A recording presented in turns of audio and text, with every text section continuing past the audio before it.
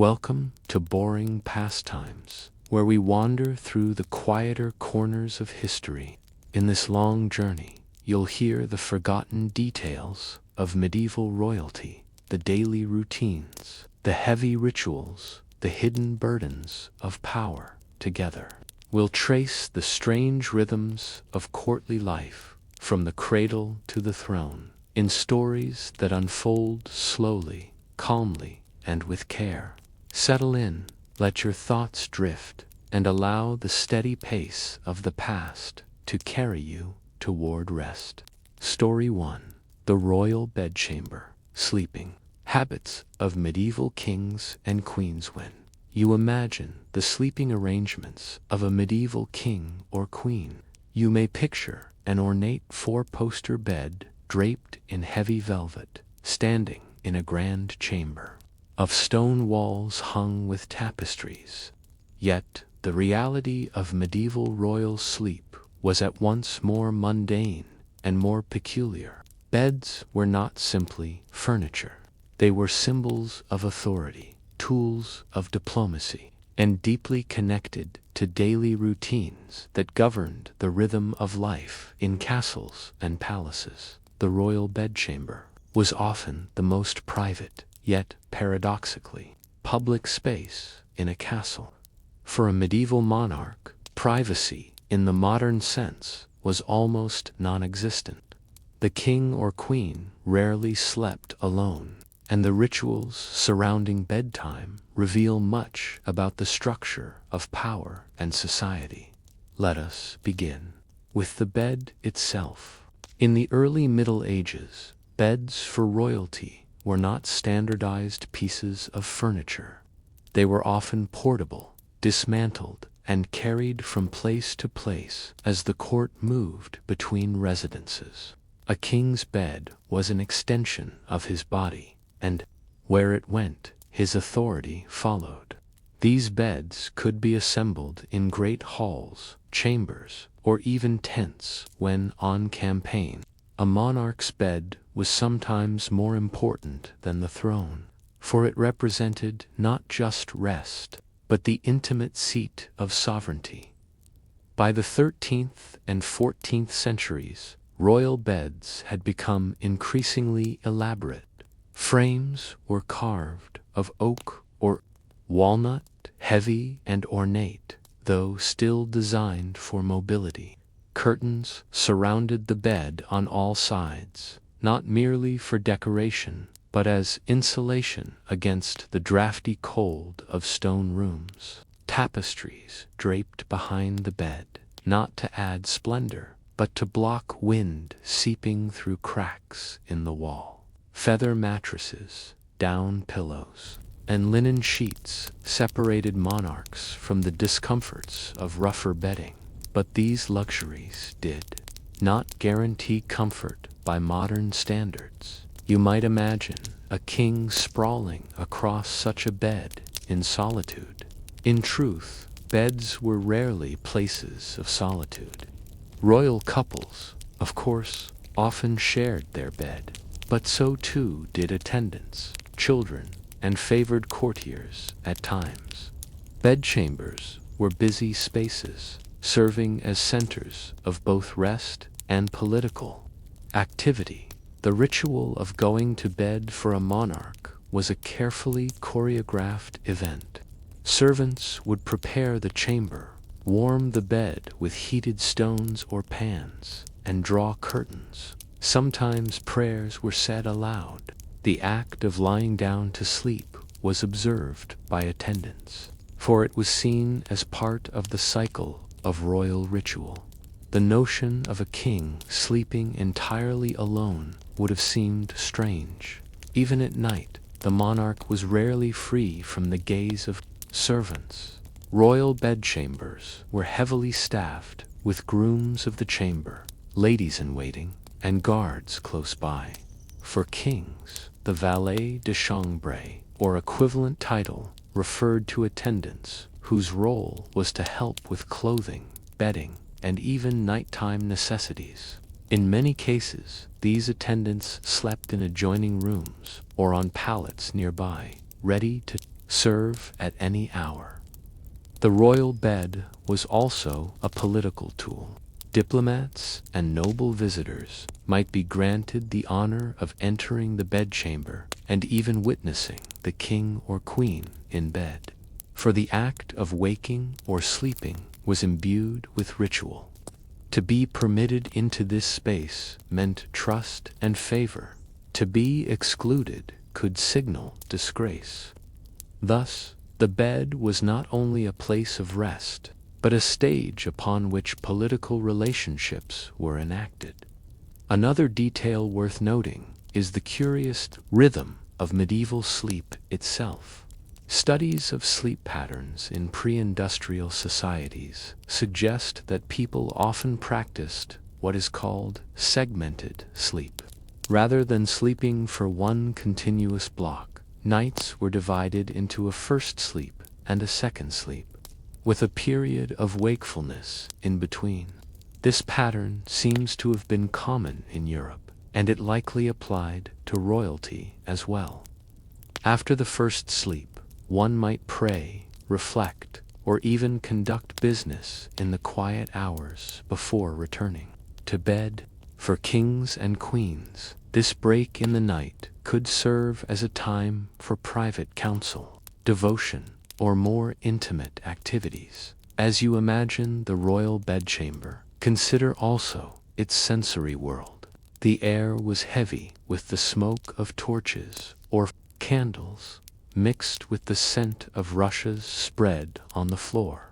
Curtains, though thick, did not entirely shut out the cold, and many rulers slept in layers of clothing to preserve warmth. Vermin were an ever-present nuisance, and elaborate bedding did not always keep away fleas or lice.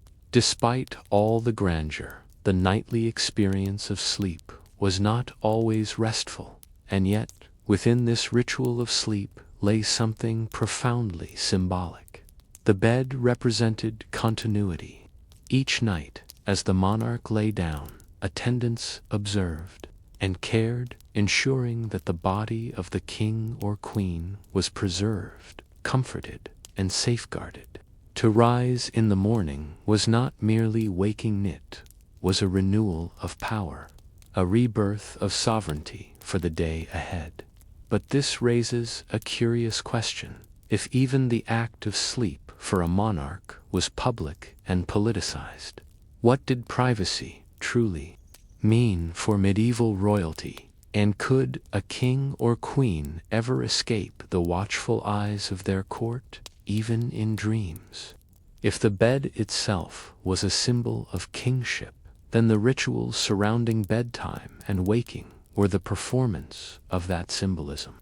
In the medieval court, few acts were so ordinary, yet so deeply intertwined with political meaning, as the act of preparing for sleep.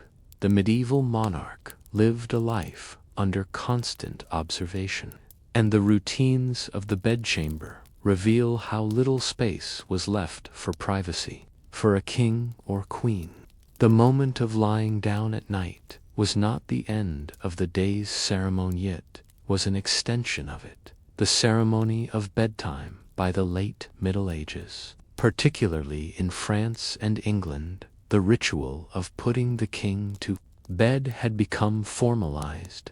In France, this was known as the coucher du jour. In England, the going-to-bed ceremony was part of the daily cycle of royal observances. The ritual began with attendants preparing the chamber. Tapestries were adjusted to block drafts, torches were lit or dimmed, and a warming pan filled with hot coals might be passed beneath the sheets to take away the chill. The monarch would then disrobe with the assistance of trusted attendants. Disrobing was not only a physical necessity, but a moment of political intimacy. Those permitted to see the king or queen undress were those who stood closest to power. Clothing itself was a matter of symbolism, of daytime robes, of state armor, or layers of rich fabric, for the lighter garments of night was to shift from the public body of the sovereign to the private body of the individual. Yet even this body was never entirely private. A king's nightshirt, a queen's linen chemise, or the bedgown placed over the shoulders were chosen and presented by attendants, who were often nobles themselves, competing for the honor of such service. Once the monarch was settled into bed, attendants might kneel for prayers. In Catholic courts, the ritual of bedtime included invocations to saints and the Virgin Mary, asking for protection through the night. The chamber would then be darkened, though rarely completely. Servants remained nearby, ready for summons, while guards kept watch in adjoining rooms or corridors. The monarch was never truly alone. The bedchamber staff, the organization of the bedchamber itself, tells us much about how a king or queen lived. Is often remembered with a smirk because of his association with the royal toilet. Yet his duties extended far beyond the privy. The groom was one of the most trusted attendants, responsible for managing the intimate routines of the sovereign, including preparation for bed. Similarly, were men of noble birth who attended to the monarch's clothing, bedding, and sometimes correspondence. Far from being mere servants, they acted as confidants and couriers of influence. To serve in the bedchamber was to occupy a place of extraordinary proximity, where whispers at night could shape decisions by morning. Queens, too, had carefully structured households. Ladies-in-waiting, often drawn from noble families, managed the rituals of undressing, hair care, and prayers. These attendants did not only help with practical tasks, they reinforced the queen's status by performing loyalty and hierarchy. Even brushing hair or fastening a garment was laden with significance. It is worth noting that attendants did not necessarily leave when the monarch fell asleep. In some courts, one or more trusted servants would remain within the chamber, sleeping on pallets or benches. This arrangement offered security, but also underscored the constant surveillance surrounding royal life. Dreams and symbolism. The medieval imagination treated dreams as significant, and kings and queens were no exception. Could be interpreted as omens, sometimes taken as guidance for political or military decisions. Chroniclers recorded stories of monarchs who experienced troubling dreams, and such accounts often circulated as explanations for their actions. The bedchamber, then, was not only a place of rest, but a site of interpretation. Or clerics might be consulted about dreams, and the quiet hours of night gave rise to reflections that would shape the coming day. In this sense, sleep itself became part of governance. Beds as political gifts. One curious aspect of royal sleep is the exchange of beds themselves. Beds were expensive, labor-intensive items, requiring skilled carpenters, weavers, and embroiderers. They were often gifted as tokens of alliance, dowry, or favor in the 15th century. For example, when Margaret of Anjou married Henry VI of England, her trousseau included elaborate beddings, the wealth and prestige of her natal family. Similarly, noble visitors might be accommodated in beds specially prepared as marks of honor. The giving of a bed was not a domestic gesture, but a political statement, travel and portable. Beds. Because medieval monarchs rarely stayed in one place, beds were designed to be dismantled and transported. The royal household included carpenters and porters who could reassemble beds in different residences. A bed might be erected in a great hall, a private chamber, or even a field tent. This mobility reinforced the idea that the bed was an extension of royal presence. Just as a throne could be set up wherever the king traveled, so too could the royal bed, and like the throne, it was imbued with ceremony. The paradox of intimacy. When you consider these details, you may notice a paradox. Bedchamber was the most intimate space of the court. It contained the body of the sovereign in its most vulnerable state, rest, unarmed, half-clothed. On the other hand, this intimacy was never private. It was performed, attended, and politicized. Servants watched as monarchs slipped beneath sheets. Nobles competed for the privilege of handing a nightshirt or fastening a curtain. Watch through the night. Privacy, as we imagine it, did not exist.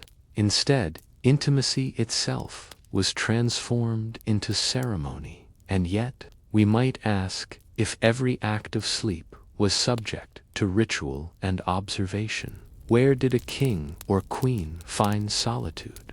Could they ever escape the constant gaze of attendants? Or was even the silent darkness of the bedchamber another stage upon which the theater of monarchy played itself out? As we have seen, the bedchamber of a medieval king or queen was not merely a place of rest. It was a carefully constructed space where intimacy, ritual, and politics met. Yet, beyond its daily ceremonies, the act of royal sleep carried larger implications for health, safety, and even the memory of monarchy itself. The vulnerability of sleep for all their power. Kings and queens were never more vulnerable than when asleep. This awareness shaped the way their bedchambers were organized. Guards often stationed themselves directly outside the door, and in some cases within the room itself. Trusted attendants slept nearby, serving both practical and protective roles. Medieval chronicles sometimes highlight the dangers of night. The assassination of a monarch in bed, though rare, was a persistent fear. Stories circulated of nobles or rivals attempting to infiltrate the bedchamber, which is why access was so tightly controlled. A monarch's body, resting in sleep, was both a symbol of the kingdom's stability and its greatest point of weakness. Even architecture reflected this concern. In castles, the king's bedchamber was often placed within an inner tower, reached only after passing through guarded halls. The layers of walls and attendants ensured that the sovereign's slumber was shielded from intrusion. Nightly health concerns. Royal beds were filled with feather mattresses, silken sheets, and fur coverings. But luxury did not always translate into health. Poor ventilation, smoky torches, and vermin were constant nuisances. Physicians sometimes advised monarchs to sleep in certain postures, avoid drafts, or use herbal pillows stuffed with lavender, rosemary, or hops to ward off illness. Superstition also shaped bedtime routines. Some rulers carried charms or relics into bed, believing they would guard against nightmares or sudden death. Others relied on physicians' concoctions, wine with spices, syrups infused with opiates, or powders of crushed pearls, all meant to ease sleep or strengthen the body. The rhythms of segmented sleep, with wakefulness in the middle of the night, could also play a role in health. Monarchs might use this time for prayer, but also for consulting physicians or taking remedies. In this way, sleep was integrated into the broader routines of care and governance. The royal bed was not only a place of rest, but also a stage upon which key events unfolded. Audiences could be granted in the bedchamber, with the monarch reclining rather than seated on a throne. Such audiences were highly symbolic. To see a king or queen in bed was to witness them in a state of controlled vulnerability, a gesture of trust or favor. Royal childbirth often occurred in bedchambers, surrounded by attendants, ladies-in-waiting, and sometimes noble witnesses who could attest to the legitimacy of an heir. In these moments, the bed was directly tied to dynastic continuity. Illness, too, was staged in the bed. Chronicles describe kings who received visitors or issued decrees from their sickbed, reinforcing their authority even while weakened. The bed was not a retreat from public life, but an extension of it. The deathbed of a monarch, perhaps the most powerful symbolism of the royal bedchamber, emerged at the end of life. The deathbed of a monarch was not a private scene. It was often filled with clerics, courtiers, and heirs, all witnessing the final moments. The body of the king or queen, lying in bed, represented both the fragility of human life and the continuity of dynastic power. Rituals of confession, anointing, and prayer were performed in the bedchamber, with chroniclers carefully recording the words spoken. A monarch's death in bed could be remembered as peaceful and dignified, a sign of divine favor. To die elsewhere on campaign, or suddenly, without witnesses, was often seen as less fitting for royalty. Even after death, the bedchamber retained its symbolic role. Beds and bedding might be preserved, dismantled, or distributed as part of the monarch's legacy. Tomb effigies frequently depicted rulers lying as though asleep, reinforcing the connection between royal rest and eternal sovereignty. Memory and symbolism, the centuries that followed. The rituals of royal sleep were remembered not for their comfort, but for their meaning. The bedchamber was a place where power and intimacy intertwined, where political access was measured by physical proximity, and where the most ordinary human act, sleep, was transformed into a performance of monarchy. When you picture a medieval king or queen retiring to bed, you might be tempted to imagine solitude, warmth, and rest. In truth, their nights were filled with watchful attendance, protective rituals, and the ever-present symbolism of authority. Even dreams could not escape the political weight of kingship, and so the royal bedchamber invites us to reflect on the strangeness of power. To sleep as a king was not to rest, but to embody sovereignty even in slumber. The bed was a throne of another kind, draped not only in curtains, but in meaning. But this leads to a final thought. If even in their most private hours, monarchs could never escape performance, what does this tell us about the true cost of medieval kingship and whether power itself is ever compatible with peace of mind? Story 2. Banquets and Boredom. The everyday food of royalty section. 1. The structure of the royal table. When you picture a medieval banquet, you may imagine long wooden tables groaning under the weight of roasted boars, gilded goblets overflowing with wine, and jesters cavorting in torchlight. While such images contain a kernel of truth, they represent only the most exceptional feasts. The daily eating habits of kings and queens were less dramatic, though still carefully constructed around hierarchy, ritual, and symbolism. Food for royalty was not just sustenance, it was an expression of power. Every meal, from the simplest breakfast to the most elaborate feast, was designed to reflect the wealth, prestige, and control of the crown. To sit at the royal table was to witness a performance of authority staged with bread, meat, and drink. The organization of meals, the structure of dining in medieval courts followed patterns that were both practical and symbolic. Meals were generally taken twice a day, a main meal in late morning or midday, and a lighter supper in the evening. Breakfast was less common, though monarchs sometimes partook if their health required it. The king or queen did not eat alone. Meals were public affairs, conducted in great halls or chambers, with an audience of nobles, attendants, clerics, and sometimes even ordinary petitioners. To dine in the presence of the monarch was a privilege, reinforcing social hierarchy.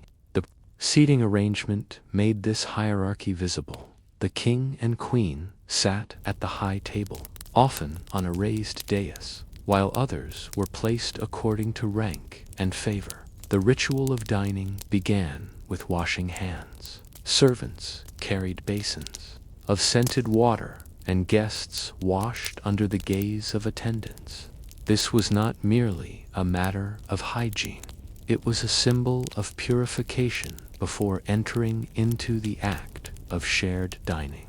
Prayers were said, food was blessed, and only then was the first course brought forth.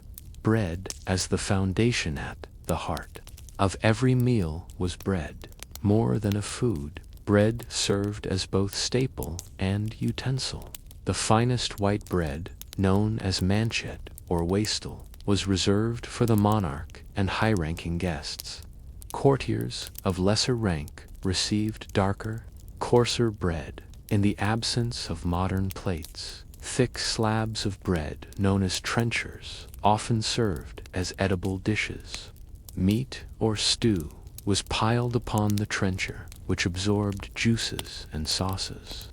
When the meal ended, these soaked pieces of bread were sometimes eaten, but more often they were collected and distributed to the poor.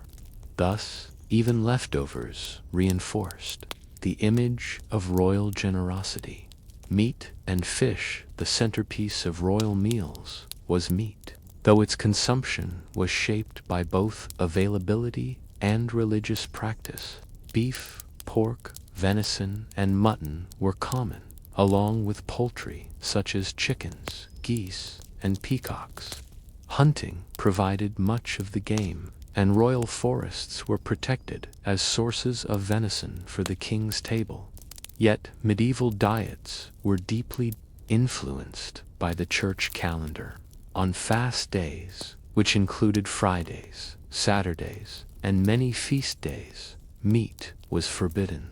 Fish became the substitute, and royal kitchens prepared it in abundance. Fresh salmon, eels, herring, and even porpoise, or whale in some courts. The sourcing of fish required elaborate networks of supply, with barrels of salted herring shipped from the North Sea, or fresh fish rushed by cart from rivers to castles. Spices and preservation, one of the most striking features of royal dining, was the use of spices: pepper, cinnamon, cloves, ginger, saffron, and nutmeg-flavored dishes, transforming simple ingredients into displays of wealth. Spices were expensive, imported from the Middle East and Asia through long trade routes. Their presence on the royal table was not about masking spoiled food, as is sometimes claimed, but about demonstrating access to global trade. Preservation was equally important. Salted meats, dried fruits, and pickled vegetables allowed the court to maintain supplies through winter or during travel. Royal households required vast storage facilities, slaughters, pantries, and buttery rooms to manage this constant flow of provisions. Ceremony of service food did not arrive at the king's table without ceremony. Dishes were carried in procession by servers, often accompanied by music. Each course was presented with ritual bows or gestures of respect. The carver, a skilled officer of the household, sliced meat before the monarch with precise, practiced movements. Tasters sampled dishes to ensure they were free of poison, a constant concern in courts where political intrigue flourished. Only after the taster had approved could the monarch begin to eat, followed by those of lower rank. Even the simple act of taking a bite was choreographed into the performance of sovereignty. Wine and ale wine flowed freely at royal tables, though it was rarely consumed neat. It was often diluted with water or spiced with herbs and sugar to create beverages such as hippocras. Ale and beer were common as well, though lighter than modern varieties. Drinking was both a pleasure and a statement of abundance, but moderation was prized. Chronicles sometimes criticized kings who drank excessively, associating it with weakness of character. Feasts versus daily eating it is important to distinguish between the grand feasts that marked coronations, weddings, or diplomatic visits, and the ordinary meals of daily life. Feasts could last for days, with dozens of courses and elaborate entertainments. Roasted swans served in their feathers, pies from which musicians emerged, or dishes sculpted into symbolic shapes. But daily dining was simpler, though still more elaborate than that of commoners. Roasted meats, stews thickened with bread, pottages of vegetables, and fresh fruits in season formed the core of meals. What might seem lavish by modern standards was, to royalty, routine, boredom in abundance. Ironically, abundance often led to monotony despite access to the finest foods. Kings and queens sometimes expressed boredom with their diets. Chroniclers record complaints of repetition: too much venison, too much salted fish in winter, too many heavily spiced sauces. Royal physicians occasionally restricted diets to balance humors, removing certain foods thought to cause illness. Thus, the royal table was at once a place of spectacle and of weariness. Eating was necessary, but for monarchs it was also duty. To dine was to display wealth, enforce hierarchy, and maintain the rituals of court life. Pleasure played a role, but it was never the primary purpose. And so we might ask, if food for medieval royalty was so entangled with ceremony and politics, could the simple act of eating ever be separated from the burdens of kingship? Or did every bite carry the weight of sovereignty itself? To understand royal dining in the Middle Ages, one must look beyond the food itself and toward the elaborate system that brought it to the table. Meals were as much about order as they were about sustenance, and the etiquette of the royal table reveals how deeply hierarchy shaped even the most ordinary acts of eating. The hierarchy of service, the preparation and serving of food, was the responsibility of a vast network of servants, each with clearly defined roles. In large courts, the royal household was divided into offices: the pantry for bread, the buttery for drinks, the kitchen for cooking, and the spicery for precious seasonings. Each office was overseen by a clerk or officer whose loyalty to the crown was as important as his skill.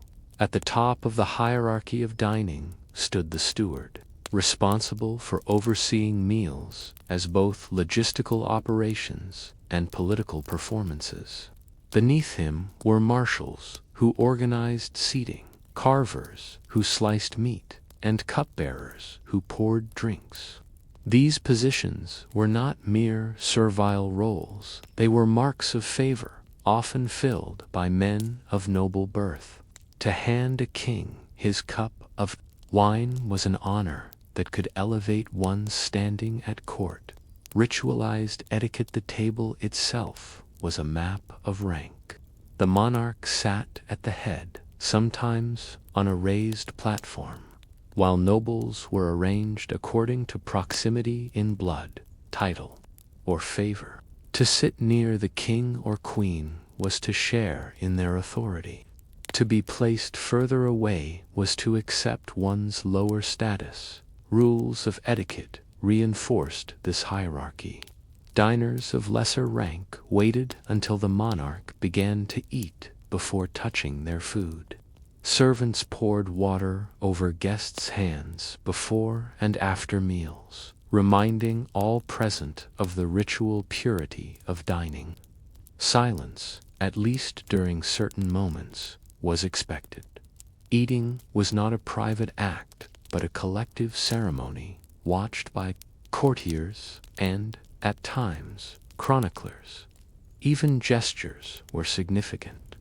To offer food to a guest was a mark of honor, as was the sharing of certain prized dishes. A monarch might pass a portion of meat to a favored noble, signaling approval, while the absence of such gestures could communicate disfavor. The role of the taste-or-no ritual was more serious than that of tasting. Poison was a constant fear in courts, whether real or exaggerated.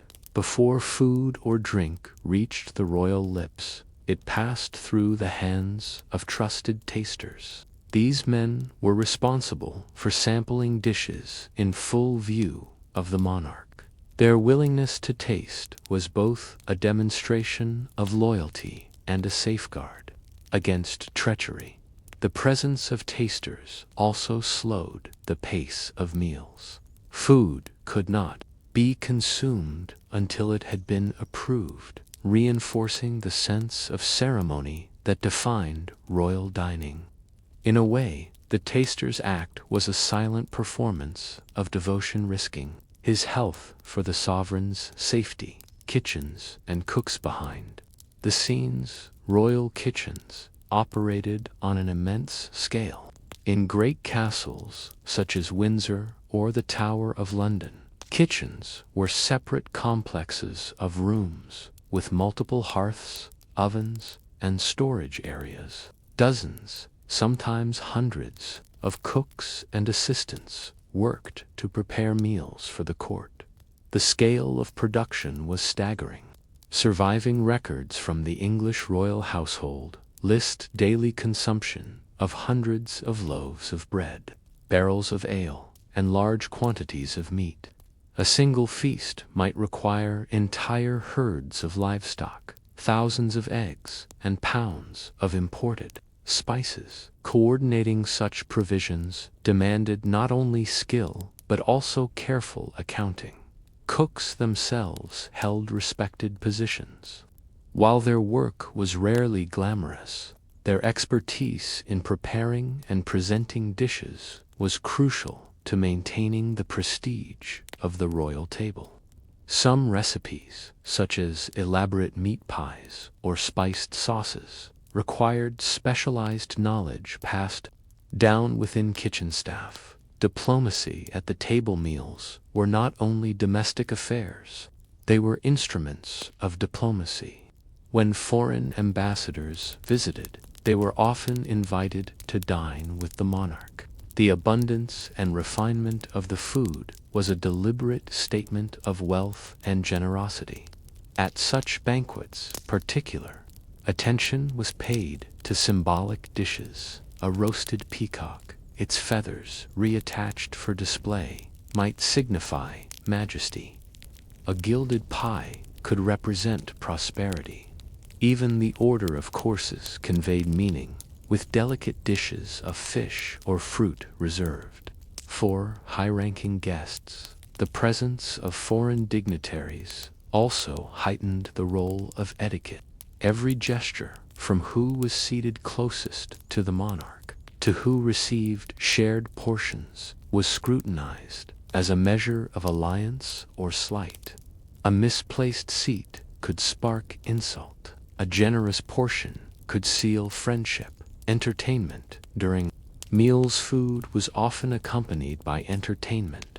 Minstrels, singers, and jesters performed between courses, while acrobats or dancers filled the pauses. At great feasts, elaborate spectacles, such as sugar sculptures or mechanical devices, might be presented alongside dishes. These entertainments were not merely diversions. They reinforced the majesty of the occasion, reminding guests that they dined in the presence of a sovereign whose wealth could command both food and art. Yet such entertainments also highlight a contradiction. For the monarch, dining was rarely a matter of private enjoyment. Instead, it was an obligation to display power through abundance. Even as music played and dishes were presented with ceremony, the king or queen remained the center of attention, their every movement scrutinized, the burden of ritual for all its grandeur. This system could be exhausting. Monarchs were expected to uphold the dignity of the table even when ill, weary, or uninterested in food. Chroniclers occasionally remark on kings who dined with little appetite, or queens who avoided certain dishes. To refuse food at a public banquet, however, risked appearing weak or ungracious. Thus, the rituals of the table could become burdensome. The sovereign's body was not their own. It was part of the theater of monarchy. To eat, to drink, even to set down a cup was to perform sovereignty. And so we may ask, if every meal for a king or queen was both nourishment and performance, was there ever a moment when eating felt purely human, or was dining, like sleeping, forever bound to the stage of kingship? When we think of medieval kings and queens, we often imagine them endlessly feasting platters of roasted game, goblets of spiced wine, and towers of gilded confections. Yet, to understand the reality of royal dining, we must look beyond the spectacle and consider what food meant to rulers and their courts. Meals were not only about eating, they were statements of wealth, instruments of power, and responses to the uncertainties of survival. Scarcity in a world of plenty. It is easy to assume that royalty never knew hunger, and indeed, compared with peasants who lived at the mercy of harvests, kings and queens were insulated from famine. Yet their tables were not immune to the rhythms of scarcity. Winter's limited access to fresh produce. Fish supplies could fail when rivers froze. Grain shortages drove up the price of bread. And even the wealthiest monarchs had to manage supply carefully. Royal accounts record the stockpiling of salted meats, dried fruits, and preserved fish to ensure that courts could endure lean seasons. The very abundance displayed at feasts was often a deliberate response to scarcity, proof that the crown could command resources when others went without. In this way, the royal table was both reality and illusion, showing plenty even when the wider world endured hunger. The symbolism of abundance feasts carried meanings that went beyond satisfaction of appetite. They were political theater. When a monarch offered food to nobles or distributed leftovers to the poor, it signaled generosity. When exotic spices or imported wines appeared, they testified to the reach of royal power across trade routes. Some dishes were prepared less for their flavor than for their symbolism. A roasted swan or peacock might arrive at the table, adorned with feathers, representing beauty, majesty, or fidelity. Elaborate sugar sculptures, known as subtleties, often carried moral or political messages, shaped into castles, saints, or heraldic emblems. These edible works of art communicated ideas as much as they provided nourishment. The royal body itself was part of this symbolism. To eat heartily before an audience was to display strength.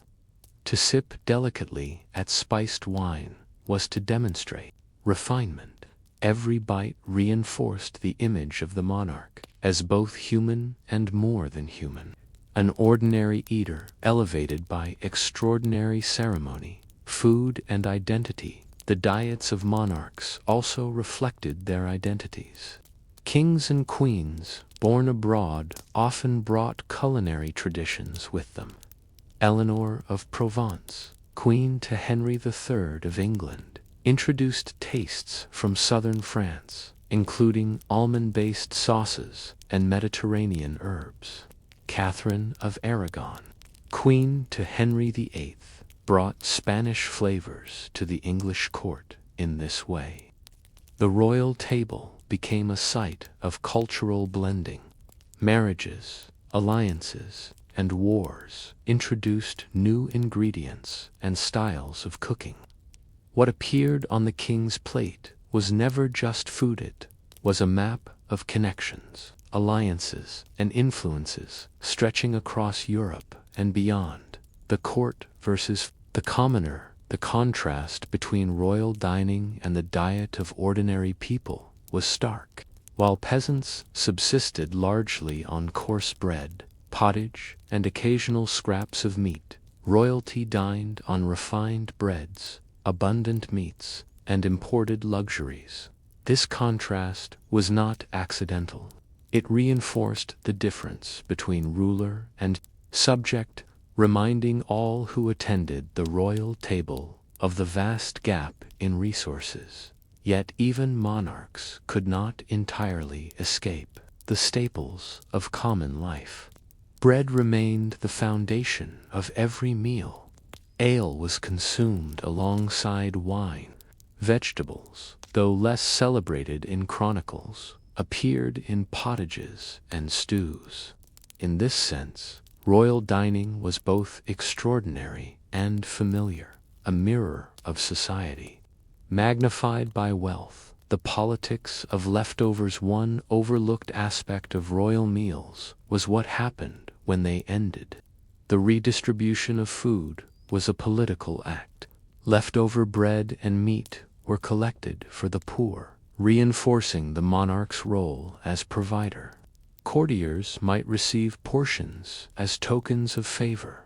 Even dogs and hunting hounds were fed from the scraps of banquets, tying animals into the cycle of hierarchy. This system of redistribution made food a tool of governance. To control who received leftovers was to control networks of loyalty. The king's table thus extended beyond the hall, shaping the lives of those far removed from the feast itself. Health and diet. Royal physicians played a constant role in shaping diets. Guided by the theory of humors balancing blood, phlegm, black bile, and yellow bile, they advised moderation in certain foods. Too much red meat was thought to overheat the body. Too many cold fruits might bring imbalance. Spices were valued not only for flavor, but for their supposed medicinal qualities. Monarchs sometimes chafed at these restrictions.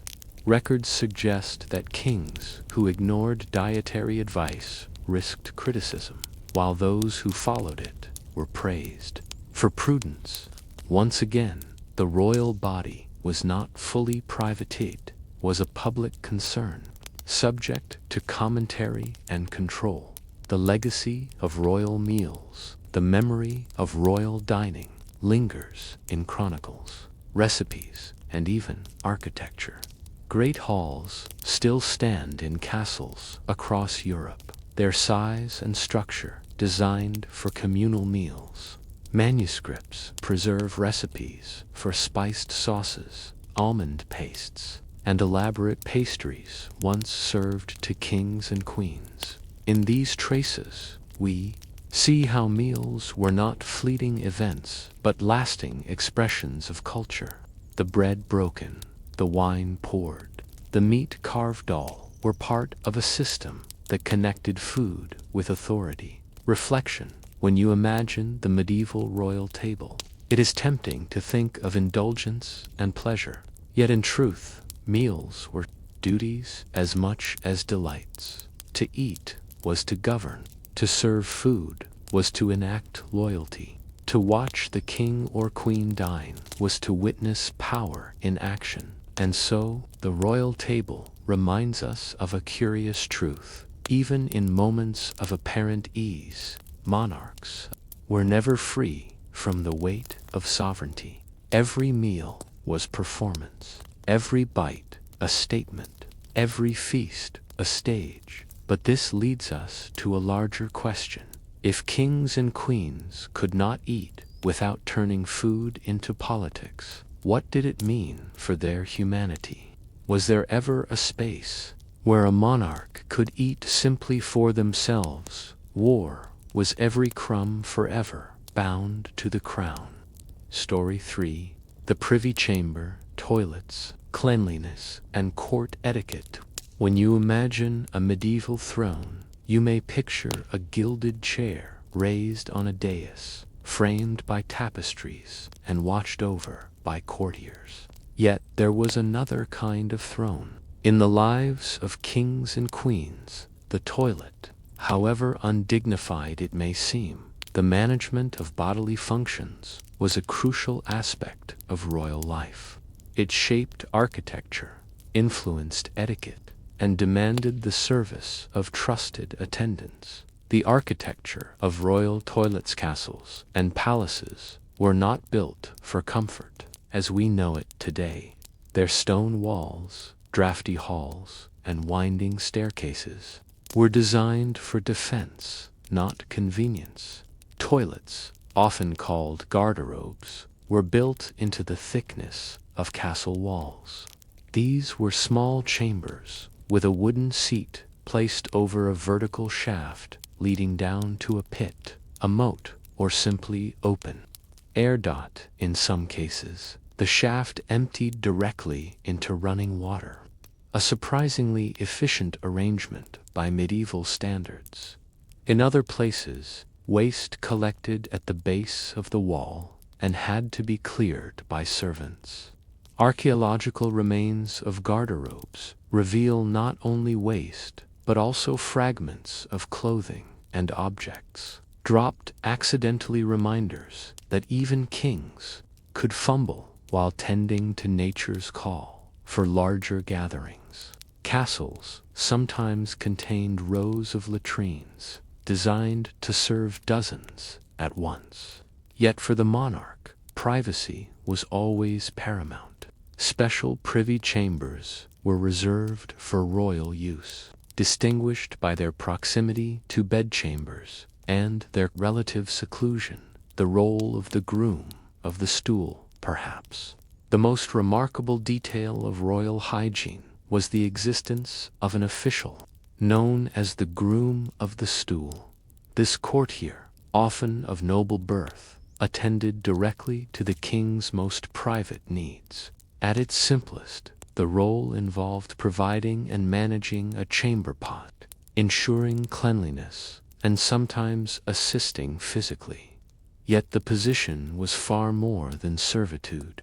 The groom of the stool was one of the king's closest companions, trusted with intimate access, denied to most. This physical intimacy translated into political power. The groom handled royal finances, supervised personal chambers, and carried confidential messages. What began as a job of necessity became a position of influence, proving that even the most private acts could shape the machinery of governance. Hygiene and health. In an age without modern plumbing, hygiene was a constant concern. Physicians believed that foul smells carried disease, a theory known as miasma. For this reason, garderobes were often placed in towers or outer walls, where airflow carried odors away from living quarters.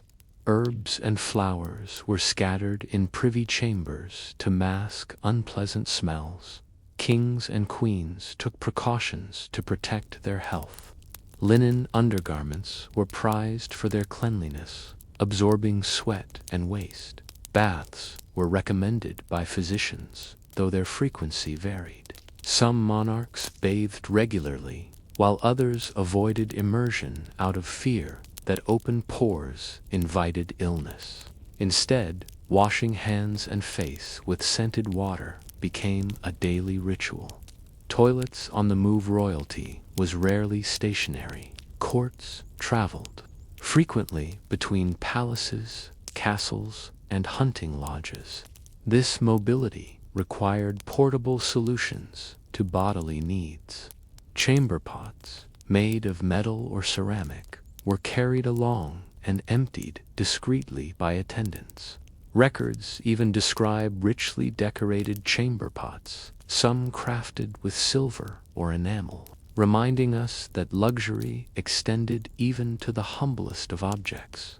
When traveling, monarchs might also rely on temporary structures, tents fitted with simple latrines or stools placed over pits. Even on campaign, the dignity of a royal toilet had to be maintained. Etiquette and privacy, though private by necessity.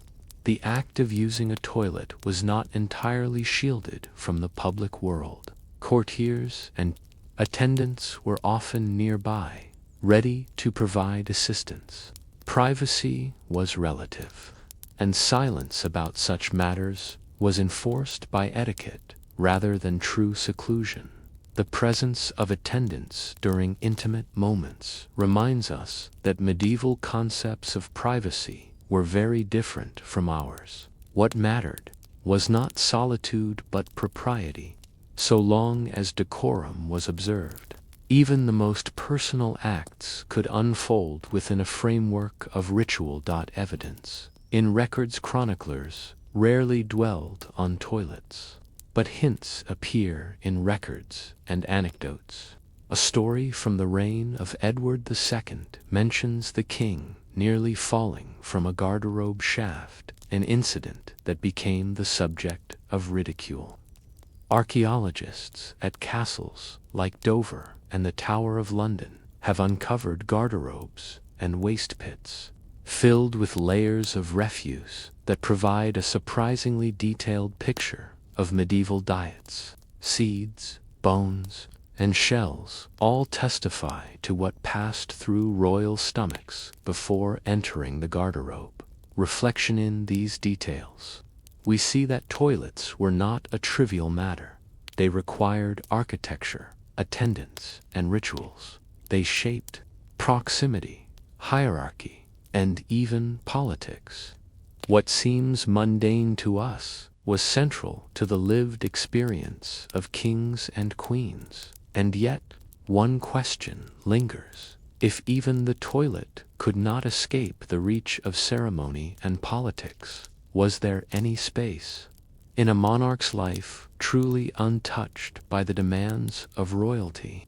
If the garderobe and chamber pot addressed the immediate needs of the body, the next concern was cleanliness. For kings and queens, washing was not merely about removing dirt. It was an act tied to health, spirituality, and the visible expression of majesty. Cleanliness was both physical and symbolic, and its practice reflected the tension between practicality and ceremony that defined so much of royal life. The medieval bath bathing in the Middle Ages carried a reputation both of luxury and of danger.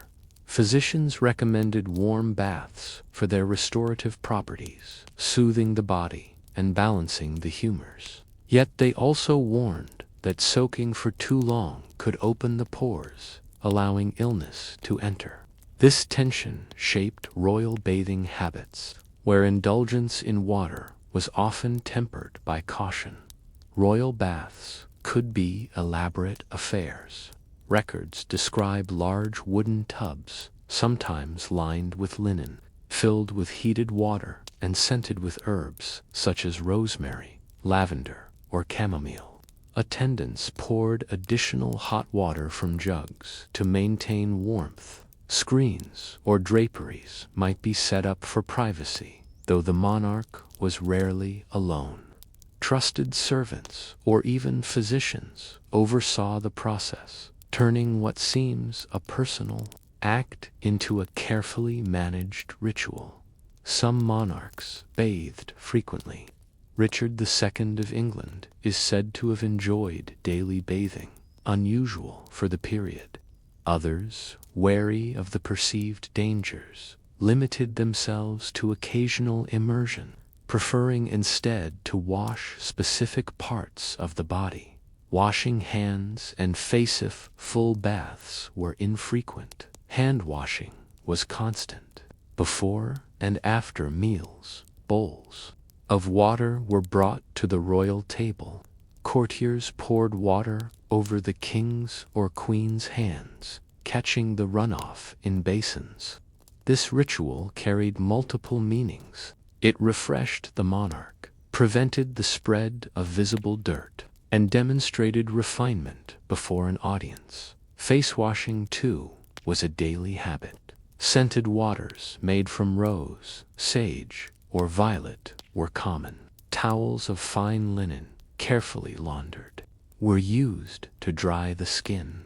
For royalty, such routines were more than hygiene. They were a stage on which to display discipline, purity, and care for health. Perfumes and scents. In a world where waste and smoke filled the air, fragrance was a shield against foulness. Monarchs surrounded themselves with perfumes, pomanders, and herbs. Small balls of spices carried in pouches or worn around the neck were thought to ward off disease. Rooms were strewn with rushes mixed with dried flowers to sweeten the air. Scent thus served dual purposes. It was both pleasant and protective. To smell of roses or cloves was to embody health and wealth. Odor carried social meaning, marking the difference between royalty and common folk. Cleanliness as morality beyond health. Cleanliness was bound to morality. Medieval thought often linked physical purity with spiritual purity. To wash was to prepare not only the body, but also the soul. Ritual bathing before religious festivals or coronations emphasized this connection, making water a medium of sanctity. Kings and queens were expected to embody virtues that extended into their physical presentation. A monarch appearing clean, perfumed, and well-groomed projected order and divine favor. Conversely, neglect of hygiene could invite criticism, interpreted as a sign of weakness or moral failing. Chronicles occasionally mocked rulers known for slovenly habits, reminding us that even in an age less obsessed with cleanliness than ours, standards mattered deeply. The barber-surgeon-owned figure central to royal hygiene was the barber-surgeon. This attendant not only trimmed hair and beards, but also performed medical tasks such as bloodletting. Grooming and health overlapped, and the barber's work reinforced the idea that caring for the body was inseparable from maintaining balance and dignity. Hair washing, tooth powders, and shaving were all part of the royal routine.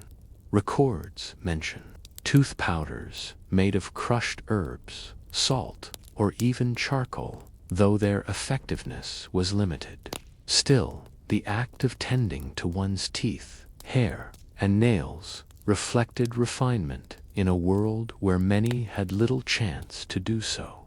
Rituals before feasts. Cleanliness rituals were particularly important before banquets. The royal act of hand-washing before dining was performed in front of an audience, accompanied by courtiers and sometimes music. Towels embroidered with gold thread or bearing heraldic emblems emphasized the majesty of even this mundane task. In this way, washing became a kind of theater. It reassured guests of the monarch's refinement, created a sense of shared ritual, and reminded all present that the king or queen embodied order in every aspect of life, even in the simple act of washing their hands. Seasonal challenges. Maintaining cleanliness was not always easy. In winter, when water froze, bathing and laundering became difficult. Linen garments, prized for their ability to be washed, helped mitigate the problem. In summer, the heat demanded more frequent washing, and the smell of sweat made perfumes and scented herbs all the more essential. Travel complicated hygiene as well. Portable basins, pitchers, and even collapsible tubs accompanied the royal household. Attendants carried scented cloths to freshen the monarch during long journeys. Even in tents on campaign, the rituals of washing continued, adjusted to circumstance, but never abandoned. Reflection. In these practices, we see how hygiene was more than a matter of survival. For royalty, washing, bathing, and perfuming were rituals that communicated order, wealth, and even moral virtue. Every drop of scented water, every towel, every basin was part of a larger performance of kingship and queenship.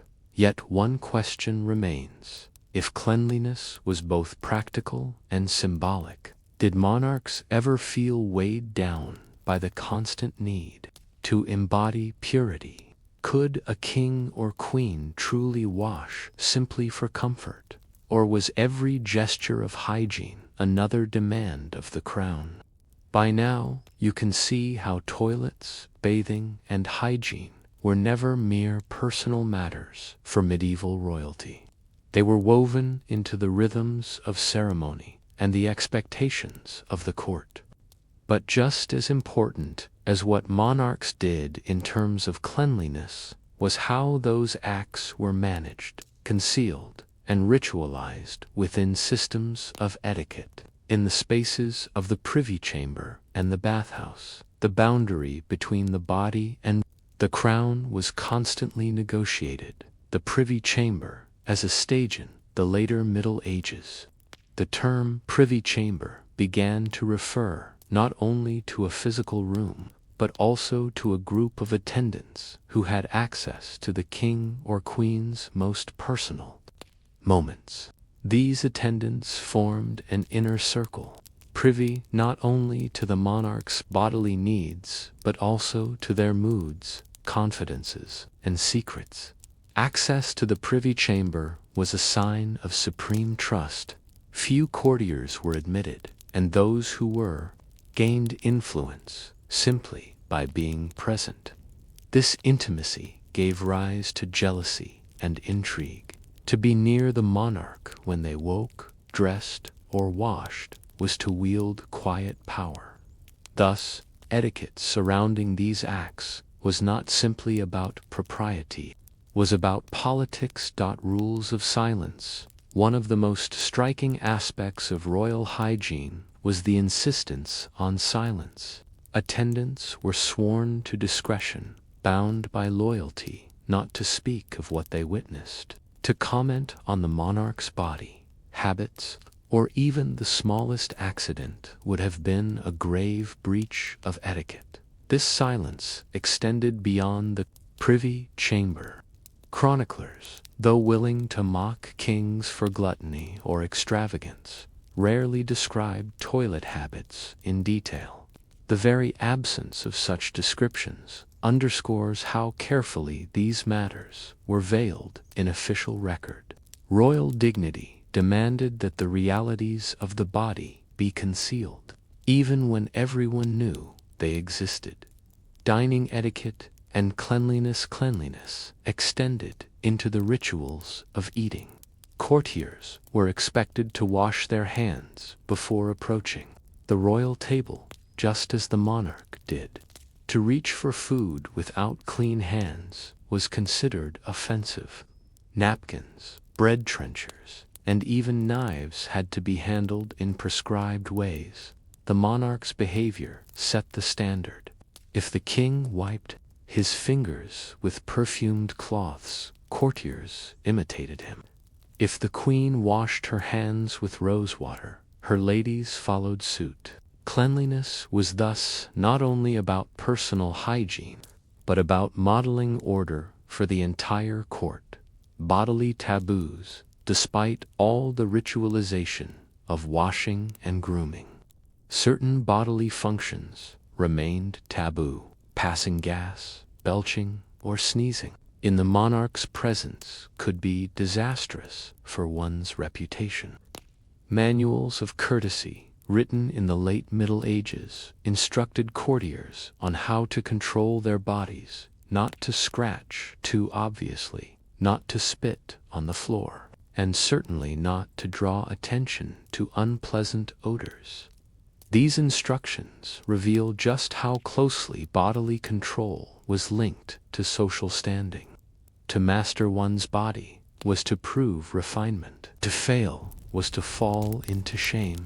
In this way, etiquette transformed even the most natural acts into matters of discipline and identity. Gender and cleanliness. Expectations of cleanliness were also shaped by gender. Queens were often held to stricter standards of appearance and fragrance. Chronicles praised noble women for their delicacy, their white hands, and their perfumed presence. Queens' attendants took great care to manage hair, skin, and clothing to maintain this image. At the same time, queens sometimes used their control of cleanliness rituals to exercise authority. A queen who invited a lady-in-waiting to share scented water, or who permitted her to attend in the bath, demonstrated favor and intimacy. Thus, the rituals of hygiene became tools of alliance within female households, just as they did in the male-dominated Privy Chamber of Kings. Cleanliness and ceremony. Large public events often included moments of ritual washing before coronations. Monarchs might undergo symbolic baths, echoing both physical cleansing and spiritual rebirth. During feasts, the presentation of basins and towels before and after meals was staged as part of the entertainment. Even funerals included the careful washing of the royal body, preparing it to be displayed as a symbol of continuity and order. In each case, water became more than water. It represented purification, legitimacy, and the transition from one state of being to another. The royal body, washed and displayed, reminded subjects that the crown endured even as individuals passed away. The politics of smell. We should not underestimate the importance of smell in the medieval world. In an age before plumbing, waste management, and regular bathing, odor was a constant fact of life. Royal courts attempted to control it through perfumes, herbs, and scented waters. But beyond masking unpleasantness, scent also carried political meaning. A king who smelled of spice and roses embodied control over luxury trade routes. A queen who carried the fragrance of violets or lavender communicated refinement and wealth. Smell became an invisible aura of authority. To approach the monarch and inhale such fragrances was to be reminded of their elevated status. Archaeological traces today. Archaeologists uncover the material remains of these practices. Latrine pits at castles reveal seeds of figs, grapes, and exotic fruits once eaten by royalty. Fragments of fine cloth, likely lost linen undergarments, hint at the daily management of cleanliness.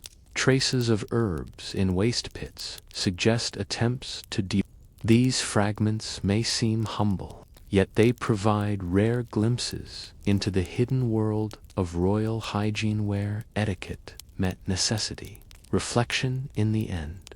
What do these details tell us? They show that the royal body was never simply personal.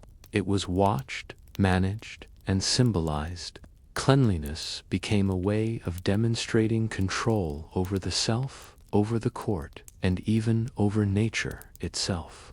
Toilets, baths, perfumes, and hand washings were all woven into the theater of kingship and queenship. And yet, one question lingers as we close this story. If even the most private acts of life were bound by ritual and politics, what did it mean to be a monarch? Could kings and queens ever simply exist as ordinary humans, or did royalty mean living forever as a performance, even in the most hidden corners of daily life? Story 4. The royal wardrobe, clothing, laundry, and the burden of appearances. When you picture a medieval king or queen, perhaps you imagine them in gleaming robes of silk, edged with fur, or crowned with jewels that catch the torchlight. These images are not wrong, but they represent only one side of royal clothing. The truth was both more ordinary and more complex. Royalty needed layers for warmth, sturdy garments for daily use, and laundry systems to keep their clothes wearable. The royal wardrobe was not only a symbol of majesty, but also a practical system, constantly in motion, requiring planning, storage, and countless hands to maintain it. The wardrobe as an institution. The word wardrobe in medieval times referred not only to a collection of clothing, but to a royal office. The Great Wardrobe was a department of the king's household, staffed by clerks, tailors, embroiderers, and laundresses. It managed textiles, garments, and the purchase of fabrics. Detailed accounts survive, listing bolts of cloth, sums spent on furs, and the wages of servants. The wardrobe was, in essence, an engine of monarchy. Through it, kings and queens projected wealth and dignity, while also ensuring they had enough linen, wool, and silk to cover the demands of daily life. Every robe, every cloak, every shift passed through this system. Layers of royal dress, contrary to the image of monarchs, always swathed in gold and jewels. Much of their clothing consisted of ordinary layers, similar in type to what their subjects wore. What set royal garments apart was their material and finish. Linen undergarments formed the base. These included shirts for men and smocks for women. Linen was prized for its ability to be laundered, making it essential for cleanliness. Woolen garments provided warmth, hose, gowns, or tunics depending on the season. Silk and velvet appeared in outer layers, especially for ceremonial occasions. Imported from the Mediterranean or even farther east, silk carried connotations of wealth and global power. Furs lined cloaks and hoods, offering insulation in cold halls. Ermine, miniver, and sable were especially prized. Shoes made of leather were worn daily, though richly embroidered slippers might appear indoors. These layers meant that royal clothing was both practical and symbolic. A monarch might pass through the same daily discomforts of cold and damp as their courtiers, but their garments proclaimed a higher status. Colors and symbolism. Color carried meaning. Rich dyes such as scarlet, purple, and deep blue were expensive and reserved for nobility. Sumptuary laws often restricted such colors to the highest ranks, reinforcing hierarchy. Royal accounts show frequent purchases of dyed wools and silks, ensuring that the king and queen could appear in hues associated with majesty. Even white linen carried symbolism. Its brightness suggested purity and refinement, visible proof of laundering and expense. To appear in freshly washed linen was to display not only cleanliness but also wealth, since laundering required labor and fuel. The ritual of dressing the monarch was itself a ritual. Kings and queens did not simply put on clothes, they were dressed by attendants. Each layer was presented in order, handed to the monarch, and fastened with assistance. In some courts, particular attendants were assigned to specific garments. The act of dressing reinforced hierarchy, the monarch at the center, attendants demonstrating loyalty through service, and garments representing the crown's dignity. For queens, this ritual could be even more elaborate, involving veils, headdresses, and intricate fastening of gowns. Mirrors, rare and valuable, played a part in the process, allowing monarchs to inspect their appearance. Embroidery and ornament. Royal garments were often embroidered with gold or silver thread, pearls, and precious stones. Such embellishment could take months of labor, performed by skilled artisans in workshops attached to the wardrobe. Embroidery was not merely decoration, it conveyed messages. Coats of arms, religious symbols, and floral designs spoke to identity and devotion. Yet these costly additions were not permanent. Stones and ornaments were often removed and reused, transferred to new garments as fashions changed. Royal clothing, while splendid, was also practical in its management. The burden of appearances maintaining the royal wardrobe was expensive. Chronicles often criticized kings who overspent on clothing. Edward II, for example, was mocked for indulgence in embroidered garments. On the other hand, monarchs who appeared to plainly risked accusations of meanness or weakness. Thus, clothing was a burden as well as a privilege. Every choice of fabric, color, or ornament carried political weight. To wear the wrong garment at the wrong time could signal disrespect, carelessness, or even insult. Storage and transport. The wardrobe also had to be mobile. Royal courts moved constantly between residences, and trunks of clothing traveled with them. Wardrobe clerks kept inventories, ensuring that garments were accounted for and repaired. Garments wore out. They were often given away to courtiers or servants, spreading royal favor through cloth. Special care was required for furs and silks, which could be damaged by moths or damp.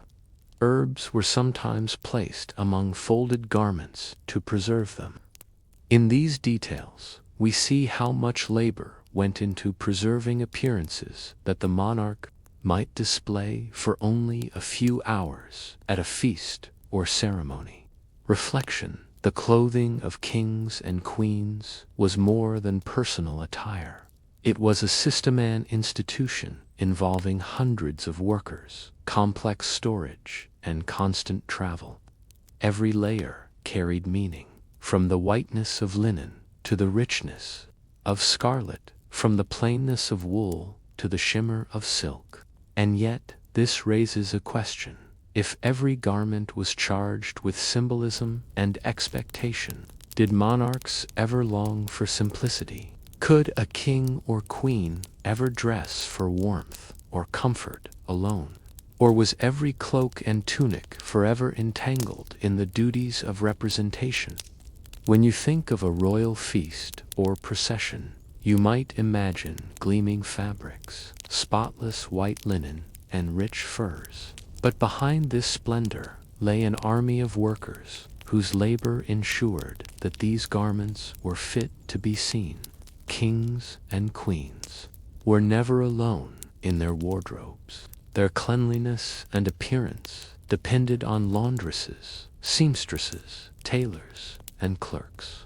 Without this hidden labor, the royal image would have quickly frayed, stained, and faded. The work of laundresses were among the most essential, yet least visible, servants in a medieval court.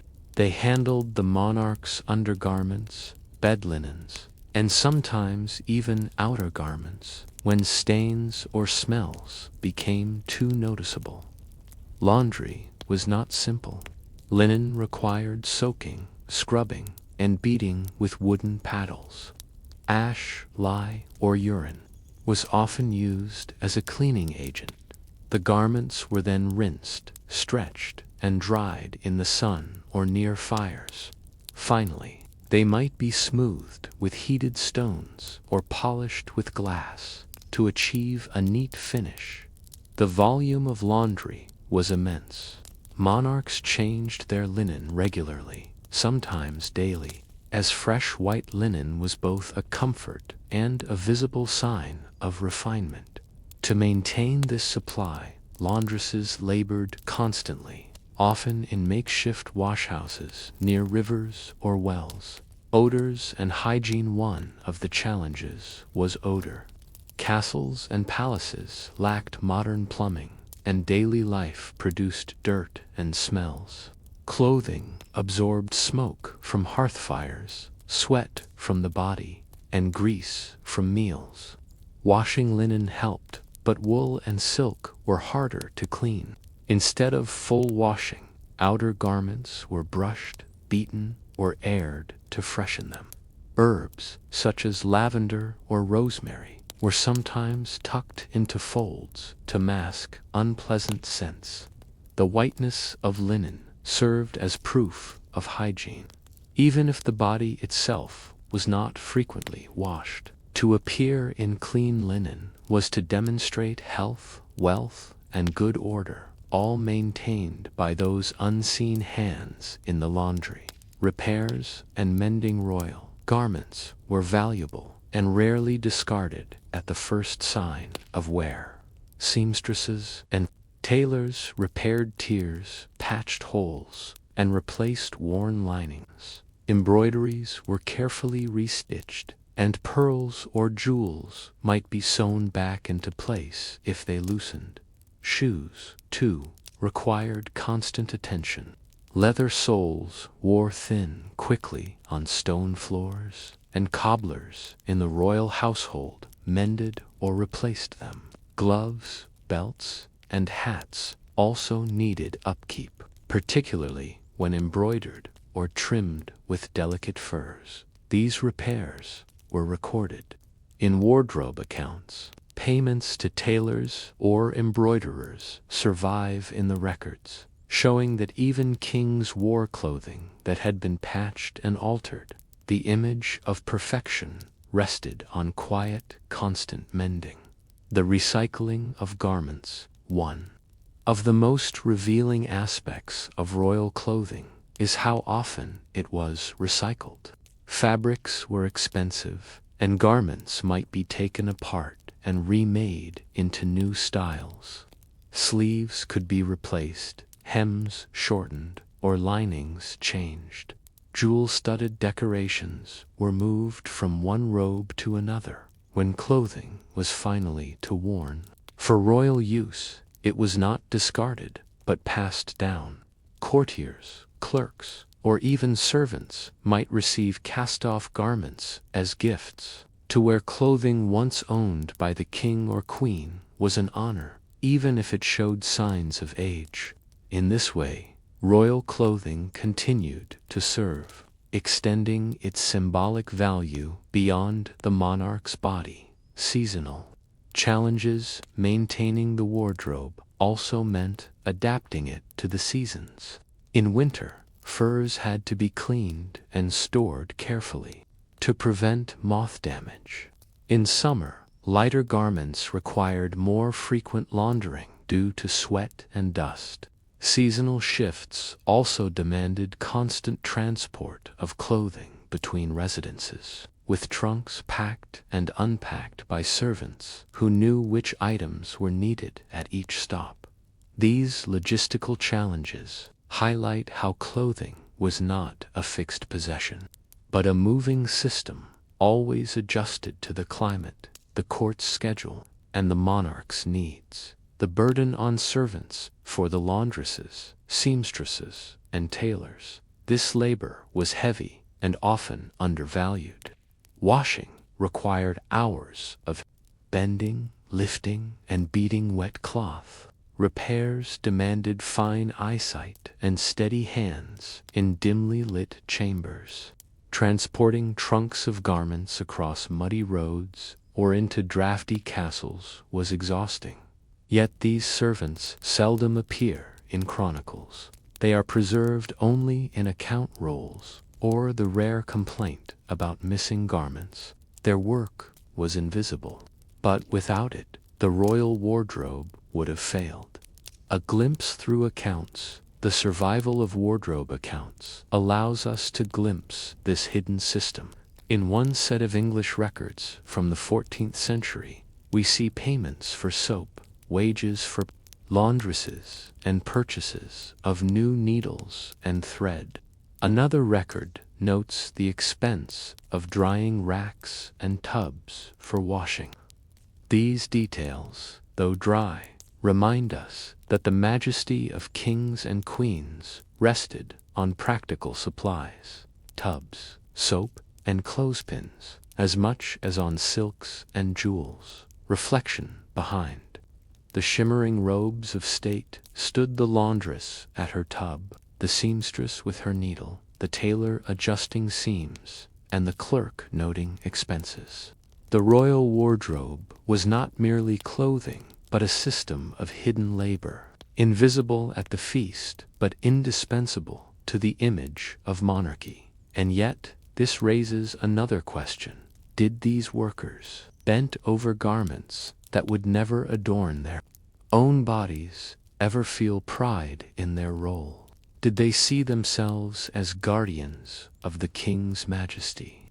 Or did they experience only the endless cycle of washing, mending, and packing, day after day?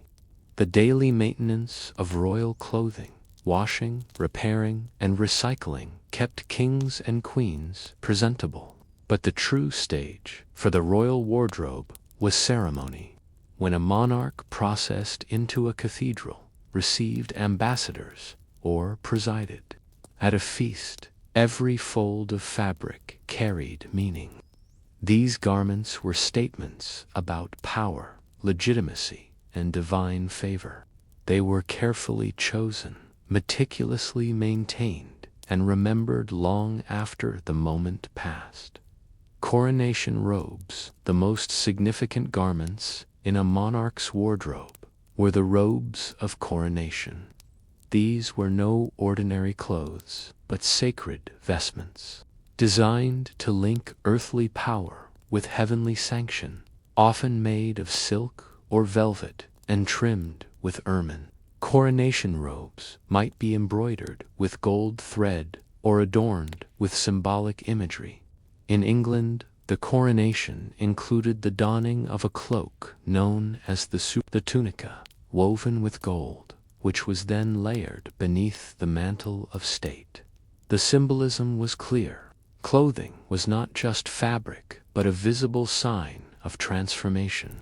In coronation rituals, kings and queens were set apart from ordinary mortals, clothed in garments that marked them as chosen by God. Ceremonial clothing extended beyond coronations. State entries into cities, marriages, funerals, and feast days all required special garments. Monarchs might wear gowns embroidered with heraldic devices, linking their personal bodies to the realm itself. Cloaks lined with ermine proclaimed wealth, while crowns and jeweled belts reminded all of dynastic continuity. At great feasts, clothing was as much a display as the food. The shimmer of silk, the flash of jewels, and the whiteness of linen napkins created an atmosphere of majesty. Every guest was reminded of hierarchy by the gradations of color and fabric: scarlet and purple for royalty, more subdued hues for lesser nobles. Diplomacy in dress clothing also served diplomacy. When ambassadors visited a royal court, the monarch's attire conveyed power. To appear richly dressed was to assert prosperity and dominance. In some cases, garments were even exchanged as gifts: silks from Byzantium, velvets from Italy, and furs from Russia circulated among courts, each carrying messages of alliance and mutual recognition. The wardrobe accounts show frequent purchases of foreign fabrics, reflecting not only luxury but also the interconnectedness of medieval Europe. A robe of Florentine velvet or a cloak lined with Baltic sable was not just fashionable but proof of international ties. Fashion as a burden yet. With every ceremonial garment came expectation. Monarchs were constantly scrutinized. Too much extravagance might draw criticism for vanity. Too little display could suggest weakness.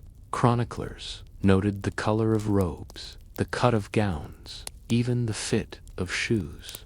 Fashion became a political balancing act as rulers sought to embody dignity without excess.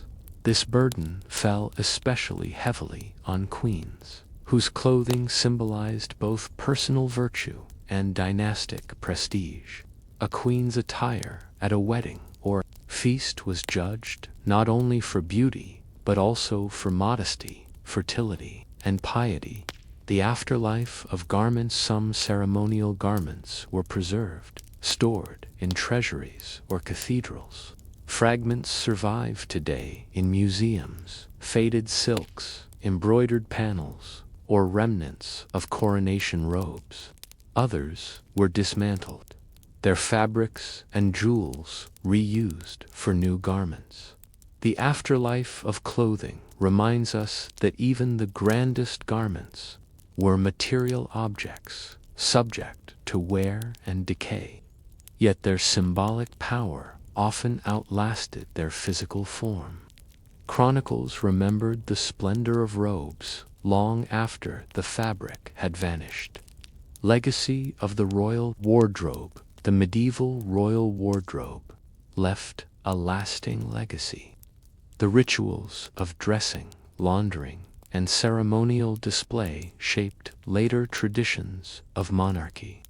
Even in modern coronations, echoes of medieval garments remain: the use of ermine, the layering of robes, the careful symbolism of color and fabric, the very idea that rulers must be seen in clothing that embodies their role, not too plain, not too extravagant, but carefully balanced, has endured. Fashion for monarchs was never merely personal taste. It was an instrument of power, managed with as much care as armies or laws. Reflection from the laundress scrubbing linen at a riverside to the tailor stitching pearls into velvet. From the clerk noting expenses in an account roll to the king processing. In a coronation robe, the royal wardrobe was a system that embodied monarchy itself. Clothing defined hierarchy, proclaimed legitimacy, and projected majesty. And yet one wonders, when the feast was over and the robes laid aside, when the crown was returned to its chest and the jeweled belt unfastened, did the monarch ever feel the weight of it all? Did they long, even for a moment, to put aside the burden of appearances and dress simply as an ordinary person? Or was the fabric of kingship too tightly woven into every thread they wore? Story 5. Royal childhoods. From the cradle to the throne.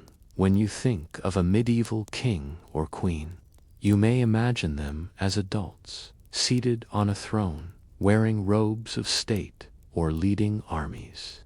But every monarch began as a child, fragile and dependent, born into a world where survival was uncertain. Royal childhoods were both privileged and precarious, surrounded by luxury, yet vulnerable to illness. Royal infants were symbols of dynastic continuity, carefully guarded and anxiously watched. The significance of birth, the birth of a royal child, was not simply a family matter. It was a political event. Dynasties depended on heirs, and the survival of kingdoms often rested on the fragile body of a newborn. Chronicles record the elaborate ceremonies surrounding royal births, sometimes describing the rejoicing of entire cities when an heir was born. For queens, childbirth was one of the most dangerous duties. Many royal women died in childbed, their lives spent in the effort to secure heirs. Their suffering was both personal and political, as their ability to produce children determined the stability of the realm. The royal nursery, once born, a royal child entered a carefully structured world. Nurseries were established within palaces or castles, separated from the bustle of courts. A staff of attendants, wet nurses, rockers, laundresses, and governesses surrounded the infant. The child rarely, if ever, stayed with their parents. Instead, the nursery was a miniature household with its own rhythms, hierarchies, and rituals. The cradle itself might be finely carved and draped with embroidered cloth, but it still served the same purpose as any cradle: to hold a vulnerable baby who cried, slept, and needed constant care. Nurses rocked the child, soothed colic, and ensured feeding. In this sense, royal infancy was both ordinary and extraordinary, as human as any other, yet freighted with dynastic significance. Wet nurses and feeding royal children were almost always given to wet nurses, women chosen for their health, moral character, and fertility. A wet nurse's milk was thought to shape the child's body and even their temperament, so the choice was crucial. Sometimes entire groups of women were appointed to nurse and watch over a single infant. The reliance on wet nurses meant that royal mothers often had little direct contact with their babies, especially in the earliest months. Queens might visit the nursery, but the daily labor of feeding and care fell to others. Survival and danger despite their privilege. Royal infants were not shielded from the dangers of medieval childhood. Disease, infection, and sudden fevers struck indiscriminately. Many royal children died young, their brief lives recorded only in chronicles as names and dates. This vulnerability made every surviving child precious. Rituals of protection surrounded infants, prayers, blessings, and even the placing of relics near the cradle to guard against illness or misfortune. The baptism of a royal child was a major event, often performed with great ceremony to secure both spiritual and dynastic protection. Clothing and daily life: royal infants were swaddled like other babies of the time, wrapped tightly in cloths to keep their limbs straight and their bodies warm. Linen undergarments and woolen coverings were common, though royal versions might be embroidered or lined with finer fabrics. Cradle linens required constant laundering, just like those of ordinary families, and laundresses in the nursery worked tirelessly to keep them clean. Daily life in the nursery was slow and repetitive: feeding, rocking, sleeping, and the management of waste. Even royal infants soiled their swaddling cloths and attendants had to wash and replace them.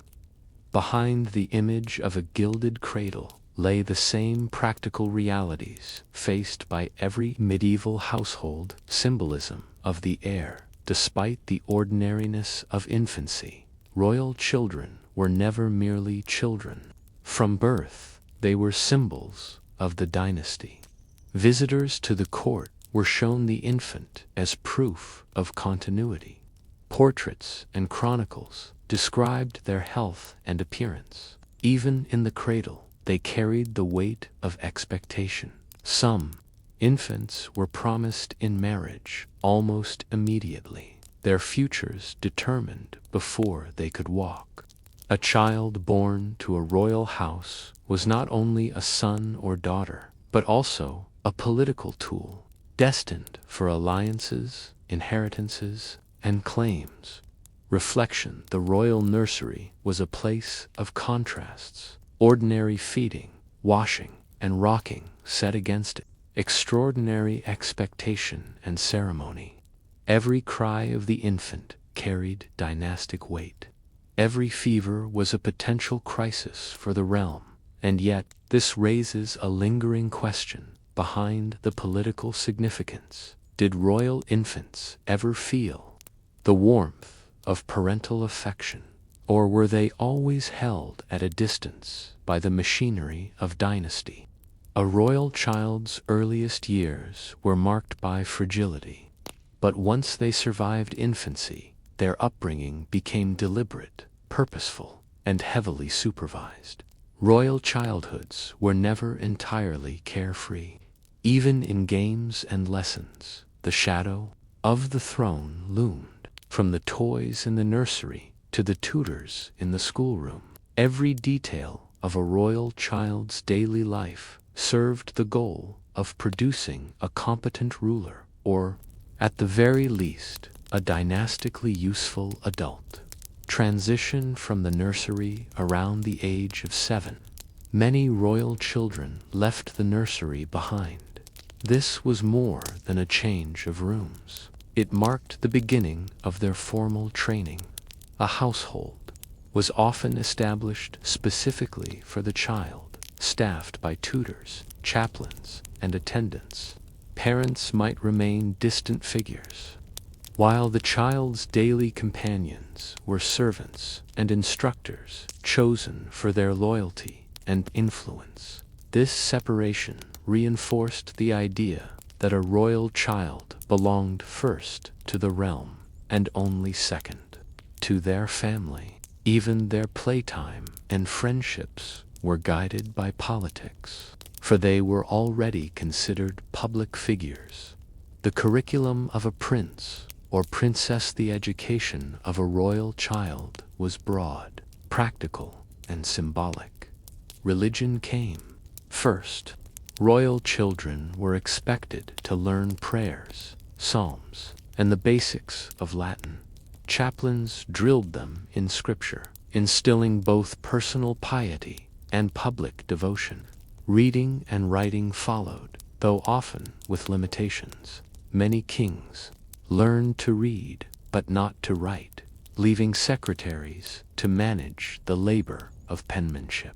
Queens, depending on dynasty and region, sometimes received less formal education, though notable exceptions exist, such as Eleanor of Aquitaine's descendants, or the learned daughters of Isabella of Castile. History and law were central, for a prince needed to understand lineage, precedent, and the duties of governance.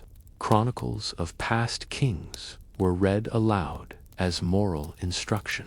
Languages mattered in courts with international ties. A French prince might learn Latin and Occitan. An English one would learn French as the language of nobility. Practical skills varied by gender.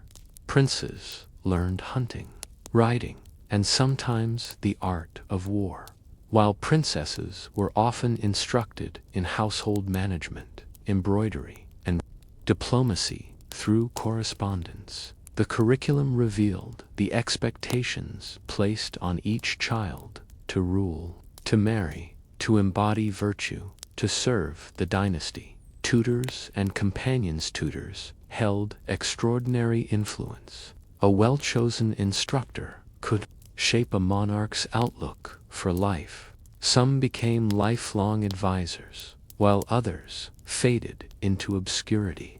Companions of equal age were also carefully selected. Royal children did not play freely with anyone. Instead, they were matched with noble children whose families had political importance.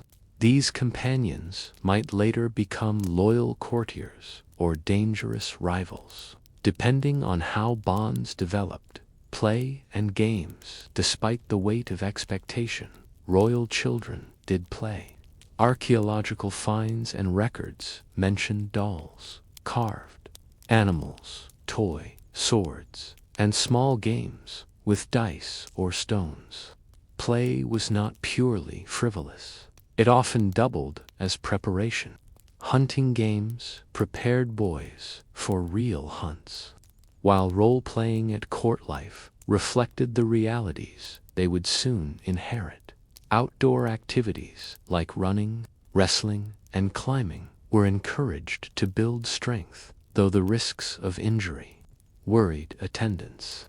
For girls, embroidery, music, and dancing were both pastime and training, skills that would later be displayed at court. Discipline and expectations. Royal children were rarely indulged. Strict discipline aimed to instill obedience, modesty, and self-control. Tutors might scold or punish lapses, though physical punishment was often controversial when dealing with heirs. Chronicles sometimes record debates over how strictly to discipline princes, for harsh treatment could provoke scandal. Expectations weighed heavily. A royal child's mistakes were not private, but noted by attendants and sometimes gossiped about in court. A clumsy performance in a religious service or a poorly delivered speech could become cause for criticism. From early on, they learned that their lives were lived in the gaze of others. Health and exercise. Growing bodies required careful management. Physicians advised on diet, recommending light meals, frequent baths, and herbal tonics. Hunting and riding were praised as healthy pursuits, though dangerous falls sometimes occurred. Illness remained a constant threat. Childhood diseases could still cut short dynastic hopes. No matter how carefully planned the upbringing, a gendered upbringing. The paths of princes and princesses diverged sharply in adolescence. Princes were groomed for military command, judicial authority, and governance. Princesses were prepared for marriages that might secure alliances or claims. Yet even these expectations left room for variation. Some princesses received advanced education and wielded influence as regents. Some princes were kept deliberately sheltered, their advisors ruling in their stead. What united them was the sense of being shaped, not for themselves, but for the dynasty. A royal child's time was never entirely their own. Reflection. In these years of schooling and play, a royal child was forged into a symbol of monarchy. Their games taught loyalty. Their lessons reinforced piety. Their companions prepared them for the politics of adulthood. But one cannot help wondering, did royal children, amid their toys and tutors, ever long for the simple freedoms of ordinary youth, to play without purpose, to learn without pressure, to live without the constant reminder that their childhood was only preparation for the throne? The fragile years of infancy and the careful shaping of childhood eventually gave way to a decisive transition. For a royal child, there was no long adolescence as we might imagine it today. Instead, The passage from youth to adulthood was marked by ceremony, betrothal, and sudden responsibility. Their childhood, if it could ever truly be called that, ended not with quiet maturity, but with public expectation. Betrothals, pawns long before they could understand the meaning of marriage. Engagements were arranged when they were still young, sometimes in infancy. A cradle match might be negotiated between kingdoms, linking dynasties across borders before the children had learned to walk. Infant betrothals tied to houses together, with the hope of future unity. Such agreements could collapse if either child died, but they often served as diplomatic tools, even without consummation. Childhood promises meant that a prince or princess grew up knowing their future spouse's name, even if they had never met. The knowledge must have hung over their sense of identity like a shadow by the early teenage years. Many princesses were married off to secure alliances. Princes, while usually married later, were also bound by expectations. Their unions had to strengthen dynastic claims or secure peace. Thus, for royal children, marriage was rarely a matter of affection. It was a transaction, and their personal feelings, whether of dread, indifference, or curiosity, had little place in the calculation. Coming of age ceremonies, the moment of leaving childhood behind, was often formalized. Coming of age for princes could involve a knighting ceremony, the taking of an oath, or public recognition as heir. For princesses, it was less ceremonial, but no less clear.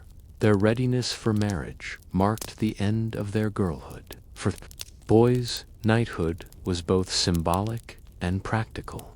A prince might be armed before the court, sometimes by his father or a senior noble, marking him as a man capable of bearing arms and authority. For girls, public appearances in finery, embroidery, displays, or court rituals signaled their transition. Suitors began to circle, and letters of negotiation carried their names abroad. These ceremonies were not just milestones. They were reminders that childhood was never an entirely private stage of life. It was always leading to a role defined by dynasty and duty. The burden of public appearances, adolescence advanced. Royal children stepped onto the stage of politics. They attended councils, sat in on judicial sessions, or were paraded before subjects to display continuity of rule. A young prince might be given ceremonial military command, riding in processions, or leading hunts as symbols of virility. A young princess might serve as a representative at religious feasts, her appearance reinforcing ideals of piety and virtue. Even when these appearances were little more than symbolic gestures, they mattered deeply. The presence of an heir reassured a realm. The smile of a princess in procession could smooth diplomatic negotiations. Childhood slipped away in the act of becoming a public figure. Early responsibilities. Some royal children were thrust into power far sooner than planned. The death of a father could make a boy of 12 a king, with regents ruling in his name. A princess might be dispatched to a foreign court at 13. Unlike ordinary children, they could not wait to grow into responsibility. Circumstance might demand they embody adulthood overnight. The end of innocence. What did this feel like? Records are often silent on the inner thoughts of royal children, but glimpses appear. Letters from teenage princesses sometimes reveal homesickness or the strain of learning a foreign language at a new court. Chronicles occasionally remark on the inexperience of a boy king, hinting at the anxieties swirling around him. One wonders whether they felt the loss of childhood as keenly as we imagine, or whether they accepted it as inevitable. After all, they had been told from birth that they were different, that their lives belonged to something larger than themselves. Reflection royal childhoods were not so much lived as managed. From the cradle to adolescence, each stage was marked by rituals, lessons, and duties designed to mold a ruler or a dynastic asset. For some, this meant growing into power with confidence. For others, it meant shouldering a burden too heavy too soon. And so the story of royal childhoods leads us to a broader question. When we look at the solemn portraits of young kings and queens, do we see confident heirs, or do we glimpse children whose private selves were lost to the demands of dynasty and throne? You've been listening to Boring Past Times. We've wandered through royal palaces, nurseries, and halls of ceremony, discovering not only how kings and queens lived, but also how their lives were shaped by ordinary details that history often forgets. As the voices of the past fade into quiet, may you carry with you the reminder that history is not always grand or dramatic. Sometimes it is slow, careful, and deeply human. Good night.